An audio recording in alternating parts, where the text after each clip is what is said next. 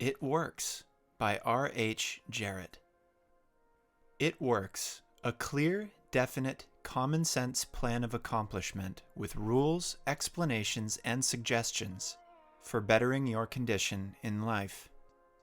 The author sent the manuscript of this book for criticism to a friend, who returned it with the notation, "It works."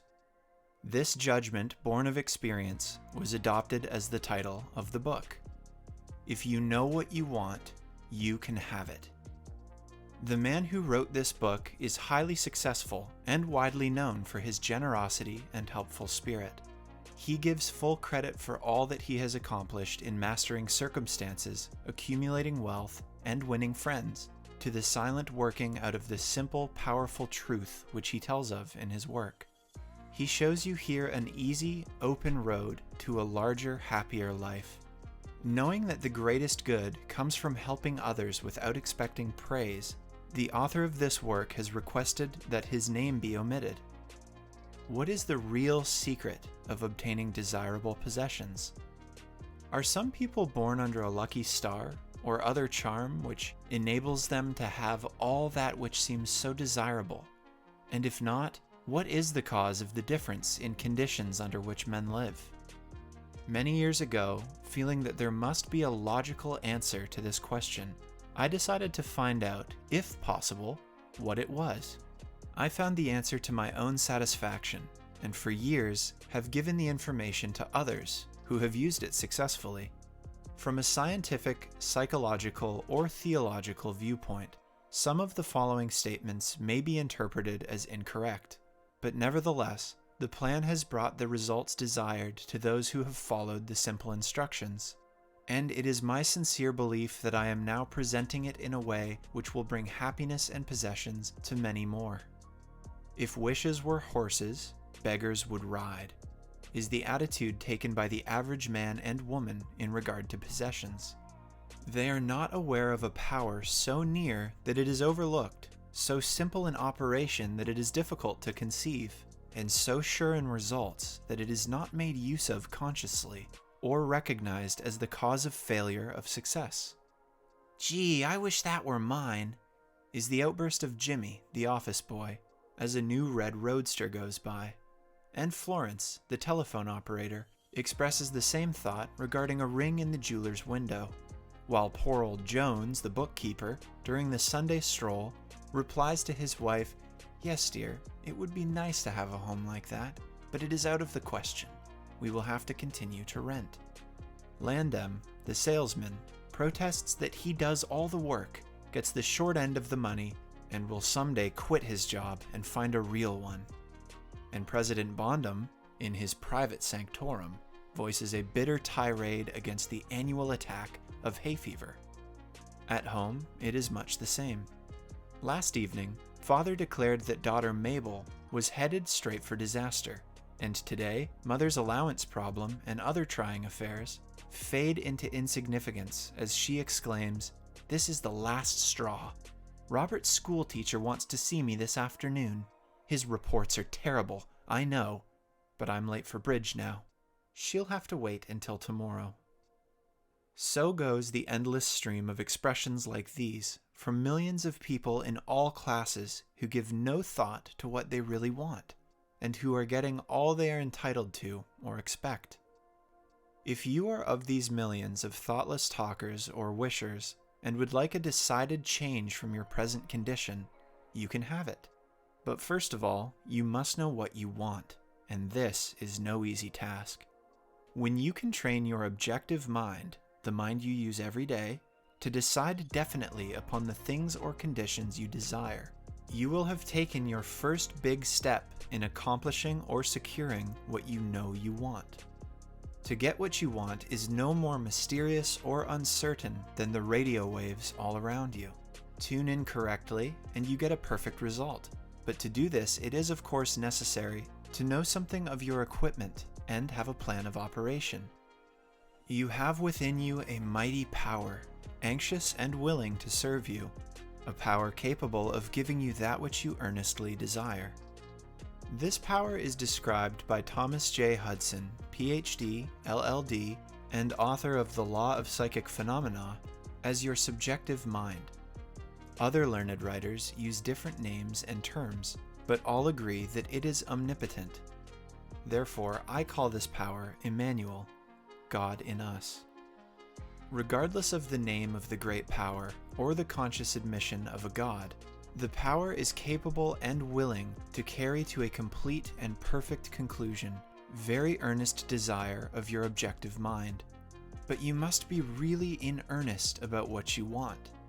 Occasional wishing or half-hearted wanting does not form a perfect connection or communication with your omnipotent power. You must be in earnest, sincerely and truthfully desiring certain conditions or things, mental, physical, or spiritual. Your objective mind and will are so vacillating that you usually only wish for things, and the wonderful, capable power within you does not function. Most wishes are simply vocal expressions. Jimmy, the office boy, gave no thought of possessing the red roadster. Landem, the salesman, was not thinking of any other job, or even thinking at all. President Bondum knew he had hay fever and was expecting it. Father's business was quite successful, and Mother no doubt brought home first prize from the bridge party that day. But they had no fixed idea of what they really wanted their children to accomplish, and were actually helping to bring about the unhappy conditions which existed. If you are in earnest about changing your present condition, here is a concise, definite, resultful plan with rules, explanations, and suggestions. The plan. Write down on paper, in order of their importance, the things and conditions you really want. Do not be afraid of wanting too much.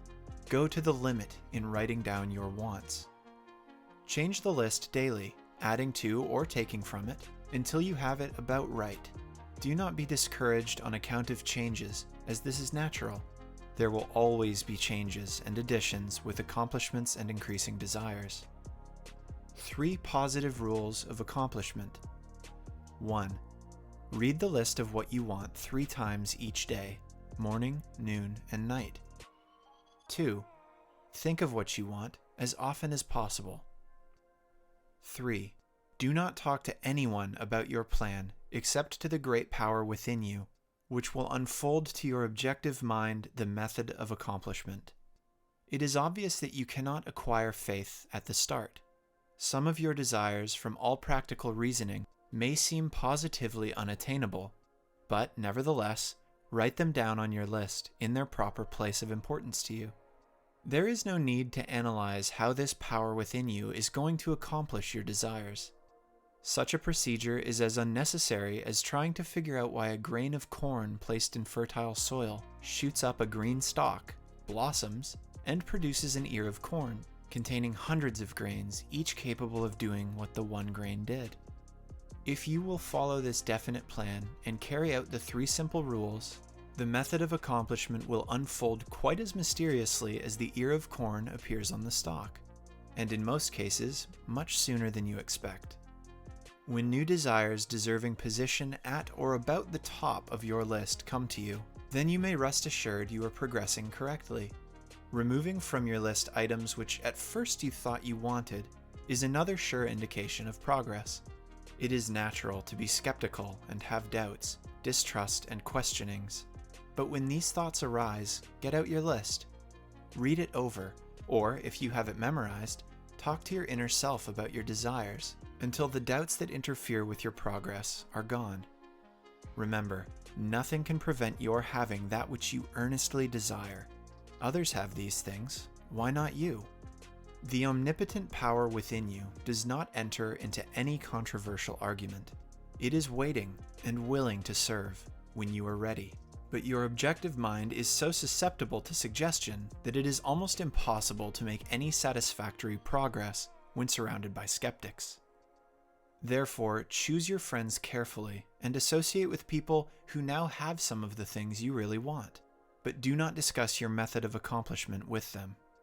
Put down on your list of wants such material things as money, home, automobile, or whatever it may be, but do not stop there. Be more definite. If you want an automobile, decide what kind, style, price, color, and all the other details. including when you want it. If you want a home, plan the structure, grounds, and furnishings. Decide on location and cost. If you want money, write down the amount. If you want to break a record in your business, put it down. It may be a sales record. If so, write out the total, the date required, then the number of items you must sell to make it. Also list your prospects and put after each name the sum expected. This may seem very foolish at first, but you can never realize your desires if you do not know positively and in detail what you want and why and when you want it. If you cannot decide this, you are not in earnest. You must be definite, and when you are, results will be surprising and almost unbelievable. A natural and ancient enemy will no doubt appear when you get your first taste of accomplishment. This enemy is discredit, in form of such thoughts as, "It can't be possible, it just happened to be. What a remarkable coincidence." When such thoughts occur, give thanks and assert credit to your omnipotent power for the accomplishment. By doing this, you gain assurance and more accomplishment, and in time, prove to yourself that there is a law which actually works, at all times, when you are in tune with it. Sincere and earnest thanks cannot be given without gratitude, and it is impossible to be thankful and grateful without being happy. Therefore, when you are thanking your greatest and best friend, your omnipotent power, for the gifts received, do so with all of your soul, and let it be reflected in your face. The power and what it does is beyond understanding. Do not try to understand it, but accept the accomplishment with thankfulness, happiness, and strengthened faith. Caution. It is possible to want and obtain that which will make you miserable, that which will wreck the happiness of others, that which will cause sickness and death, that which will rob you of life. You can have what you want, but you must take all that goes with it. So, in planning your wants, plan that which you are sure will give you and your fellow man the greatest good here on earth, thus paving the way to that future hope beyond the pale of human understanding. This method of securing what you want applies to everything you are capable of desiring, and the scope being so great, it is suggested that your first list consists of only those things with which you are quite familiar, such as an amount of money or accomplishment, or the possession of material things. Such desires as these are more easily and quickly obtained than the discontinuance of fixed habits, the welfare of others, and the healing of mental or bodily ills. Accomplish the lesser things first, then take the next step, and when that is accomplished, you will seek the higher and really important objectives in life. But long before you reach this stage of your progress, many worthwhile desires will find their places on your list. One will be to help others, as you have been helped. Great is the reward to those who help and give without thought of self, as it is impossible to be unselfish without gain. In conclusion, a short while ago, Dr. Emile Coué came to this country and showed thousands of people how to heal themselves. Thousands of others spoofed at the idea, refused his assistance, and are today where they were before his visit. So, with the statements and plan presented to you now, you can reject or accept. You can remain as you are or have anything you want. The choice is yours, but God grant that you may find in this short volume the inspiration to choose aright, follow the plan, and thereby obtain, as so many others have, all things, whatever they may be, that you desire. Read the entire book over again, and then again. Memorize the 3 simple rules. Test them now on what you want most this minute. This book could have extended easily over 350 pages, but it has been deliberately shortened to make it as easy as possible for you to read, understand, and use. Will you try it? Thousands of bettered lives will testify to the fact that it works.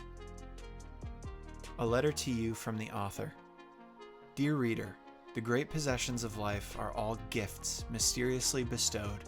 Sight, hearing, aspiration, love, or life itself. The same is true of ideas.